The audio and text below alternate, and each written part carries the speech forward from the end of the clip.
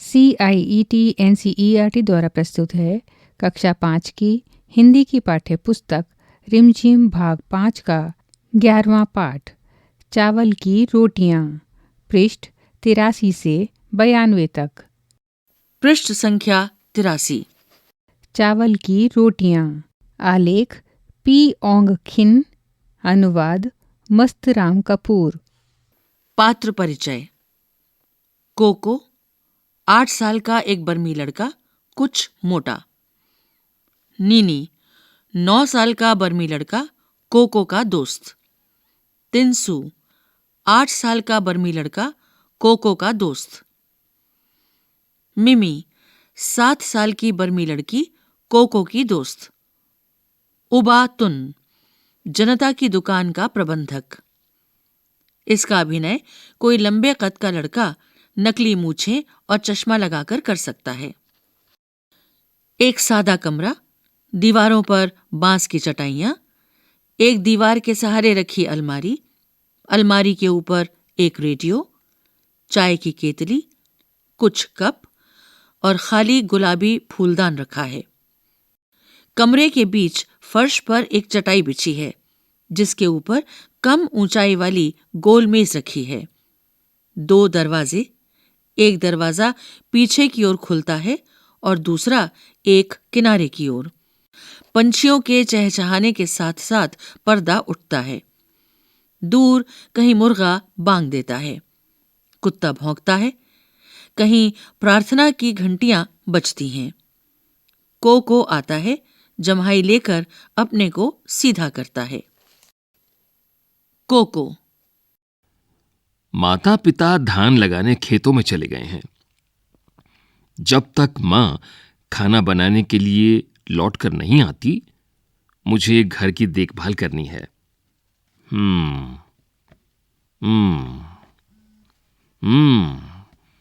देखता हूं मां ने नाश्ते में मेरे लिए क्या बनाकर रखा है।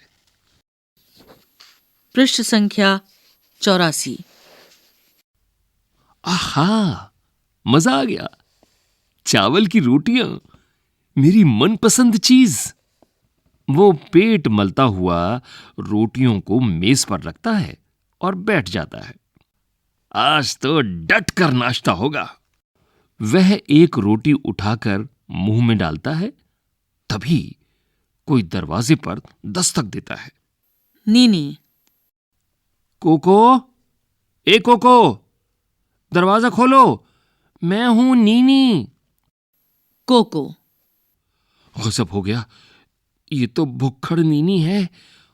उसकी नजर में रोटियां पड़ी तो जरूर मांगेगा। मैं इन्हें छिपा देता हूं। नीनी। दरवाजा खोलो कोको, तुम क्या कर रहे हो? इतनी देर लगा दी। कोको।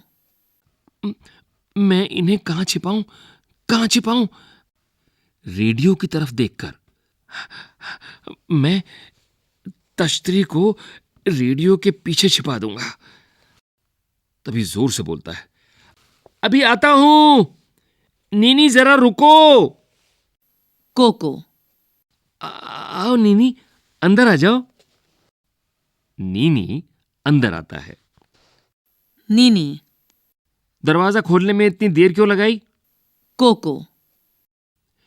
कुछ खास नहीं, मैंने अभी अभी नाश्ता किया और मुंह धोने लगा था। बोलो, सुबह सुबह कैसे आना हुआ? नीनी। क्या? यह मत कहना कि तुम भूल गए थे। परीक्षा के बारे में रेडियो पर खास सूचना आने वाली है। कोको। लेकिन तुम्हारे घर भी तो रेडियो है। नीनी। वह खराब है, इसीलिए सोचा तुम्हारे रेडियो पर सुनूंगा। नीनी गोल मेज के पास बैठ जाता है। पृष्ठ 85। नीनी। रेडियो उठाकर यहीं ले आओ, ताकि हम आराम से लेटे लेटे सुन सकें। कोको। नीनी, हमारे रेडियो में भी कुछ खराबी है। नीनी। आओ कोशिश करके देख लें, मैं उठाकर ले आता हूं। नीनी अलमारी की तरफ जाने लगता है।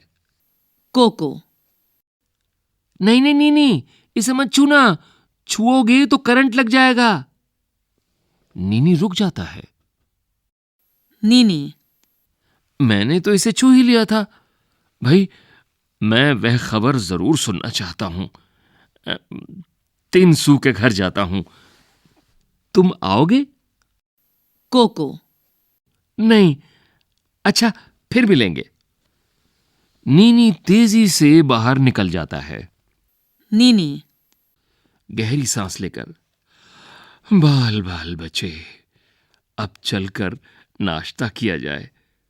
मेरे पेट में चूहे दौड़ने लगे हैं। कोको तश्तरी उठाकर मेज के पास आता है, एक रोटी उठाकर खाने लगता है। तभी दरवाजे पर दस्तक सुनाई देती है। कोको। तश्तरी नीचे रखकर, जाने अब कौन आ टपका। मिमी। कोको, दरवाजा खोलो, मैं हूं मिमी। कोको। ये तो मिमी है। उसे चावल की रोटियां मेरी तरह ही बहुत अच्छी लगती हैं और वह हमेशा भूखी होती है। मुझे रोटियां छिपा देनी चाहिए, लेकिन कहां? वह तो कुछ खाने की चीज ढूंढने के लिए सारे कमरे की तलाशी लेगी। मिमी फिर दरवाजा खटखटाकर, कोको, दरवाजा खोलो ना, इतनी देर क्यों लगा रहे हो? पृष्ठ 86। कोको। कहां छिपाऊं, कहां छिपाऊं? कमरे के चारों तरफ देखकर, ठीक इस फूलदान के अंदर छिपा दूं। कोको फूलदान में तश्तरी रखकर दरवाजा खोलता है। मिमी कागज में लिपटा बंडल उठाए कमरे में आती है। मिमी, दरवाजा खोलने में इतनी देर क्यों कर दी? कोको। मैंने अभी अभी नाश्ता किया था और मुंह धोने लगा था। आओ बैठो। कोको और मिमी मेज के इर्द गिर्द बैठते हैं। मिमी, मुझे अभी अभी तुम्हारे माता पिता मिले। तुम्हारी माताजी ने कहा कि तुम्हारे लिए चावल की कुछ रोटियां रखी हैं। मैंने सोचा। कोको। मैंने सोचा। कोको, चावल की रोटियां? हां थी तो, लेकिन मैंने सब खा ली। मिमी, एक भी नहीं बची? कोको। सॉरी मिमी, मैंने सब खा ली। हाथ से पेट को मलते हुए, पेट एकदम भर गया है। लगता है आज तो दोपहर का खाना भी नहीं खाया जाएगा। मिमी, बहुत बुरी बात।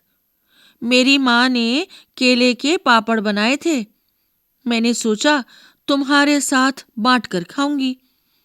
मैं 4 पापड़ लाई हूं, 2 तुम्हारे लिए, 2 अपने लिए। सोचा था तुम्हारी चावल की रोटियां और मोटे पापड़ दोनों का बढ़िया नाश्ता रहेगा। मिमी कागज का बंडल खोलती है और पापड़ निकालती है। वह उन्हें एक तश्तरी में डालकर मेज पर रखती है। मिमी, गर्मा गर्म है।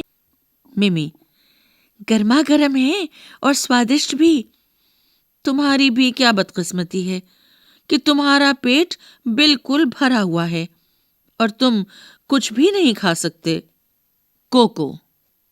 पापड़ देखकर होंठों पर जीभ फेरकर, स्वगत। मैंने बड़ी गलती की जो उसे बताया कि मेरा पेट भरा हुआ है, लेकिन मैं समझता हूं कि वह 4 पापड़ तो खा नहीं सकती। शायद 2 मेरे लिए छोड़ जाए। मिमी एक पापड़ उठाकर, क्या इन्हें निगलने के लिए चाय है? पृष्ठ 87। कोको। हाँ हाँ, अलमारी पर है, मैं ले आता हूं। कोको चाय की केतली और 2 कप उठा लाता है। मिमी 1 कप में चाय डालती है। मिमी, तुम तो चाय पियोगे नहीं, पेट भरा होगा। कोको। स्वगत। मेरा पेट भूख से गुड़गुड़ कर रहा है। भगवान करे मिमी को ये गुड़गुड़ ना सुनाई दे। मिमी, पापड़ खाते हुए। यह कैसी आवाज है? कोको। आवाज? कैसी आवाज? मिमी, हल्की सी गड़गड़ाने की आवाज। यह फिर हुई, सुना तुमने? कोको। ये हमारे घर में चूहा घुस आया है, वही यह आवाज करता है। दरवाजे पर दस्तक। कोको। कौन? तिनसु। मैं हूं, तिनसु। कोको उठने लगता है। मिमी, तुम बैठे रहो, आराम करो। तुम्हारा पेट बहुत भरा हुआ है, मैं खोलती हूं। मिमी दरवाजा खोलती है। तिनसु गेंदे के फूलों का गुच्छा लिए आता है। तिनसु। आहा, मिमी भी यहां है। मिमी, आओ तिनसु। तिनसु। मेज के पास जाकर, हेलो कोको, क्या बात है? तुम्हारी तबीयत ठीक नहीं है क्या? कोको। हेलो तिनसु। मिमी और तिनसु मेज के पास बैठते हैं। पृष्ठ 88। मिमी और तिनसु मेज के पास बैठते हैं। मिमी तिनसु से, वह ठीक है, बस नाश्ते में चावल की रोटियां ज्यादा खा ली हैं। तिनसु। केले के पापड़ों की तरफ देखकर, आहा, केले के पापड़। मिमी, मैं कोको के लिए भी लाई थी, लेकिन चूंकि उसका पेट एकदम भरा हुआ है, तुम इन्हें खत्म करने में मेरी मदद करो। तिनसु। नेकी और पूछ पूछ। तुम्हारी माँ गांव में सबसे बढ़िया पापड़ बनाती है। तिनसु एक पापड़ उठाकर खाने लगता है। मिमी उसके लिए कप में चाय डालती है। मिमी कप देकर, यह लो, चाय के साथ खाओ। तिनसु। चाय की चुस्की लेकर होठों पर जीभ फिराकर, बहुत बढ़िया चाय है, मेरी खुशकिस्मती जो इस वक्त यहां आ गया। कोको स्वगत। तुम्हारी खुशकिस्मती और मेरी बदकिस्मती। मिमी और तिनसु एक एक पापड़ खा लेते हैं और मिमी दूसरा उठाती है। मिमी, यह लो तिनसु, एक और खाओ। तिनसु। नहीं नहीं, मेरे लिए तो एक ही काफी है। मिमी, आधा तो ले लो, दूसरा आधा मैं खा लूंगी। एक कोको के लिए रहा, शाम को खा लेगा। तिनसु। तुम जोर डालती हो तो मैं ले लेता हूं। कोको। स्वगत। चलो, एक तो मेरे लिए छोड़ रहे हैं, मैं भूख से मरा जा रहा हूं। तिनसु। ये आवाज कैसी है? मिमी, यहां एक बड़ा चूहा घुस आया है। कोको कहता है वही यह आवाज करता है। तिनसु। ऐसा लगता है किसी का पेट भूख से गुड़गुड़ा रहा है। तिनसु और मिमी पापड़ खत्म करते हैं। मिमी, अच्छा, ये फूल कैसे हैं? तिनसु। ओहो, मैं तो भूल ही गया था। मेरी माँ ने कहा है कि कोको की माँ ने कल दुकान से एक फूलदान खरीदा था। उन्होंने ये फूल उस फूलदान में रखने के लिए भेजे हैं। इधर उधर देखता है, उसे अलमारी के ऊपर फूलदान दिखाई देता है। वह रहा फूलदान अलमारी पर। पृष्ठ 89। मिमी, मुझे दो, मैं इन्हें फूलदान में रखाती हूं। तिनसु उसके हाथ में फूल देता है, वह उठने लगती है। कोको। नहीं नहीं मिमी। मिमी, तुमने तो मुझे डरा ही दिया, क्या बात है? कोको। ये फूल मेरी माँ को इस फूल से एलर्जी है। जब भी वह यह फूल देखती हैं उनके जिस्म में फुंसियां निकल आती हैं। तिनसु, मुझे इस बात का पता नहीं था। खैर, मैं इन फूलों को वापस ले जाऊंगा। कोको चैन की सांस लेकर, स्वागत। मुझे अपनी रोटियों को बचाने के लिए कितने झूठ बोलने पड़ेंगे। दरवाजे पर दस्तक। कोको, कौन? उबातुन, मैं हूं, दुकान का मैनेजर उबातुन। मिमी, कोको से, तुम मत उठो कोको, मैं खोलती हूँ दरवाजा। जोर से। अभी आई उबातुन चाचा। उबातुन नीला फूलदान लिए आता है। उबातुन, हेलो बच्चों। मेज की तरफ देखकर, लगता है छोटी मोटी पार्टी चल रही है। मिमी, आओ चाचा आओ। उबातुन मेज के पास बैठ जाता है। मिमी, चाय लेंगे आप? उबातुन, कोई एतराज नहीं, बहुत बहुत शुक्रिया। मिमी अलमारी की तरफ जाकर कप ले आती है और चाय डालकर उबातुन को देती है। उबातुन, कप से चुस्की लेकर, क्या मजेदार चाय है, खुशबूदार, ताजगी लाने वाली। तिनसु, चाचा, आपने नाश्ता कर लिया है? पृष्ठ 90। उबातुन, अभी किया नहीं, मैं सोच रहा था किसी चाय की दुकान पर रुक कर लूंगा। मिमी, चाय की दुकान पर जाने की क्या जरूरत? आप यह पापड़ ले सकते हैं। उबातुन, लेकिन मैं तुम में से किसी का हिस्सा नहीं मारना चाहता। तिनसु, कोई बात नहीं चाचा, हम सबके पेट तो भर गए हैं। उंगली से गले को छूता है। उबातुन, बहुत बहुत शुक्रिया। अरे, यह आवाज कैसी है? तिनसु, यह चूहे की आवाज है। अक्सर यह आवाज करता है। उबातुन, मुझे लगा किसी का पेट भूख से कुलबुला रहा है। उबातुन पापड़ उठाकर खाने लगता है। उबातुन, कोको, तुम आज बहुत चुप हो, तबीयत तो ठीक है? कोको, कुछ नहीं चाचा, मैं बिल्कुल ठीक हूं। मिमी, उसका पेट बहुत भरा हुआ है, नाश्ता बहुत डटकर किया है। उबातुन पापड़ खत्म करके हाथ से मुंह पोंछता है। उबातुन, कोको, तुम्हारी माँ हमारी दुकान से एक फूलदान लाई थी। इधर उधर देखकर, हाँ, वह रहा। कोको, क्यों, फूलदान का क्या करना है? उबातुन, तुम्हारी माँ ने नीला फूलदान मांगा था। उस वक्त मेरे पास वह रंग नहीं था, इसलिए वह गुलाबी ही ले आई।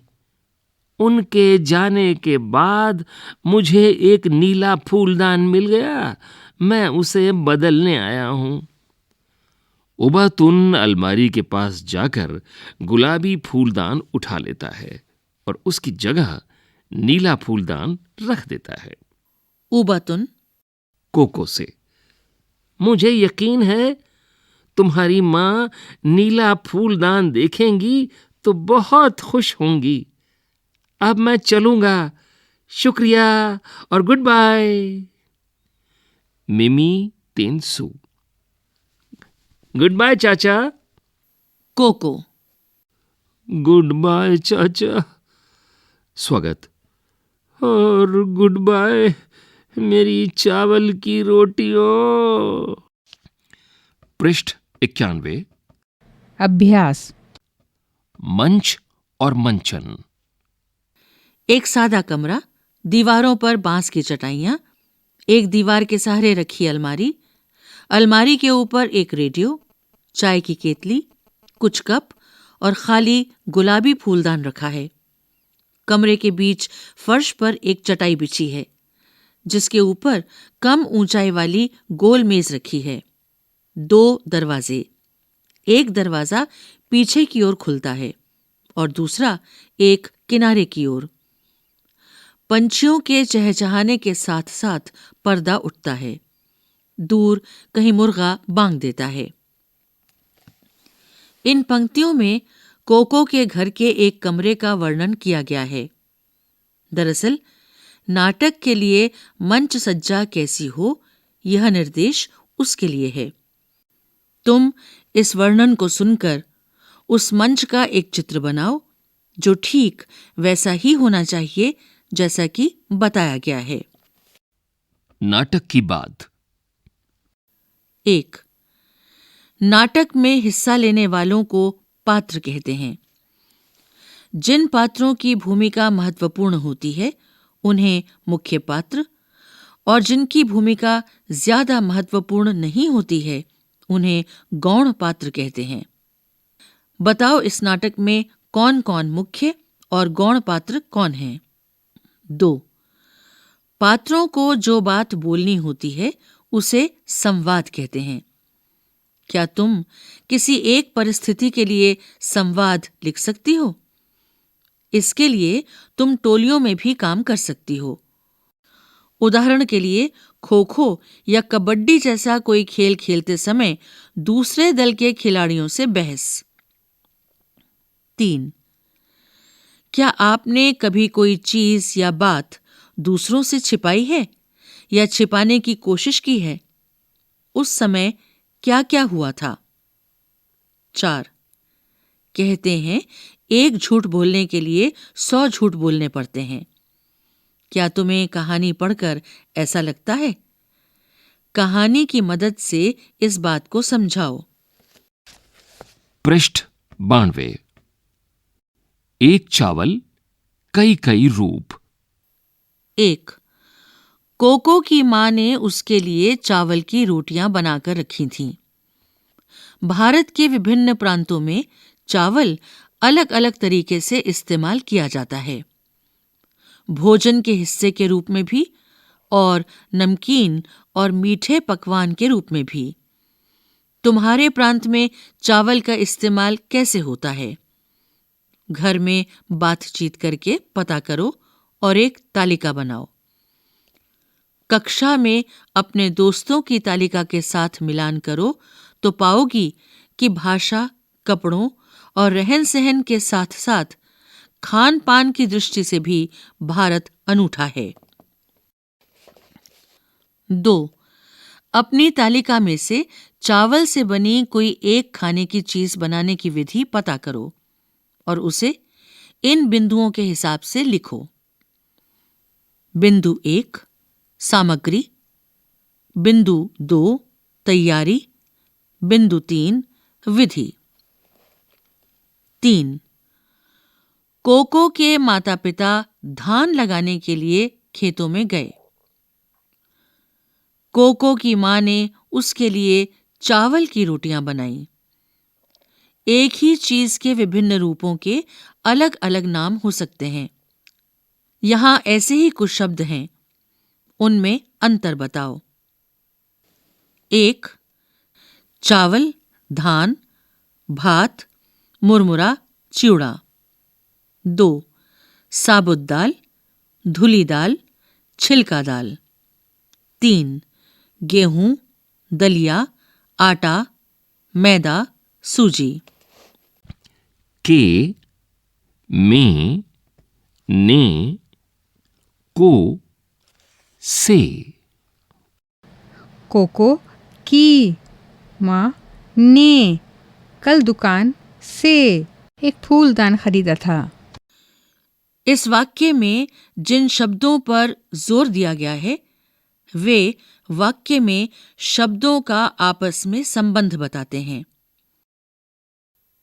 आगे एक मजेदार किताब अनारको के 8 दिन का एक अंश दिया गया है। उसके खाली स्थानों में के, में, ने, को, से इनमें से चुनकर सही शब्द लिखो। अनार को एक लड़की है। घर रिक्त स्थान, लोग उसे अन्नो कहते हैं। अन्नो नाम छोटा जो है, सो उस रिक्त स्थान, हुक्म चलाना आसान होता है। अन्नो पानी ले आ, अन्नो धूप में मत जाना, अन्नो बाहर अंधेरा है, कहीं मत जा, बारिश रिक्त स्थान, भीगना मत अन्नो। और कोई बाहर रिक्त स्थान, घर में आए तो घर वाले कहेंगे ये हमारी अनार को है। प्यार से हम इसे अन्नो कहते हैं। प्यार रिक्त स्थान। आज अनार को सुबह सोकर उठी तो हाँफ रही थी। रात सपने रिक्त स्थान, बहुत बारिश हुई।